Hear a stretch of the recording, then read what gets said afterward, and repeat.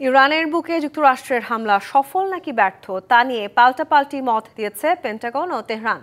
তবে সফল বা ব্যর্থ যাই হোক না কেন, যুক্তরাষ্ট্রের হামলার পাল্টা জবাব ভয়ঙ্করভাবে দিতে যাচ্ছে ইরান। পাল্টা হামলার বিষয়ে ভ্লাদিমির পুতিনের সাথে সাক্ষাৎ করতে রাশিয়া যাচ্ছেন ইরানের পররাষ্ট্রমন্ত্রী।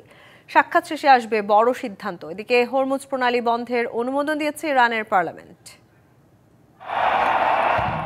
অপারেশন মিডনাইট হ্যামার, ইরানের পারমাণবিক স্থাপনা লক্ষ্য করে যুক্তরাষ্ট্রের অভিযান শেষ হলেও ইরানের জবাব কি, কেমন এবং কতটা ভয়ঙ্কর হতে যাচ্ছে তা নিয়ে বিশ্বমহলে চলছে আলোচনা বিশ্লেষণ। হামলার পর করণীয় নির্ধারণ করতে সবচেয়ে ঘনিষ্ঠ মিত্র রাশিয়ার পথে ইরানের পররাষ্ট্রমন্ত্রী আব্বাস আরাকচি। স্থানীয় সময় সোমবার ভ্লাদিমির পুতিনের সাথে সাক্ষাৎ করার কথা রয়েছে তার।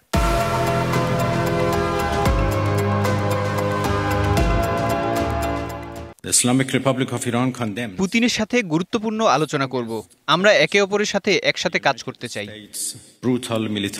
ইরানের স্থাপনায় মার্কিন হামলার পর যুক্তরাষ্ট্রের সাথে আর কোনো কূটনৈতিক আলোচনার সুযোগ নেই বলেও মন্তব্য করেন ইরানের পররাষ্ট্রমন্ত্রী।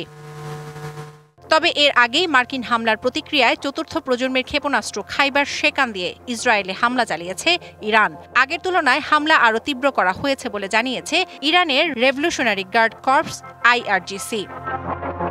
এদিকে যুক্তরাষ্ট্রের হামলার পরিপ্রেক্ষিতে হরমুজ প্রণালী বন্ধের প্রস্তাব অনুমোদন করেছে ইরানের সংসদ। তবে চূড়ান্ত সিদ্ধান্ত নেবে দেশটির সুপ্রিম ন্যাশনাল সিকিউরিটি কাউন্সিল এবং সর্বোচ্চ নেতা আয়াতুল্লাহ আলী খামেনি।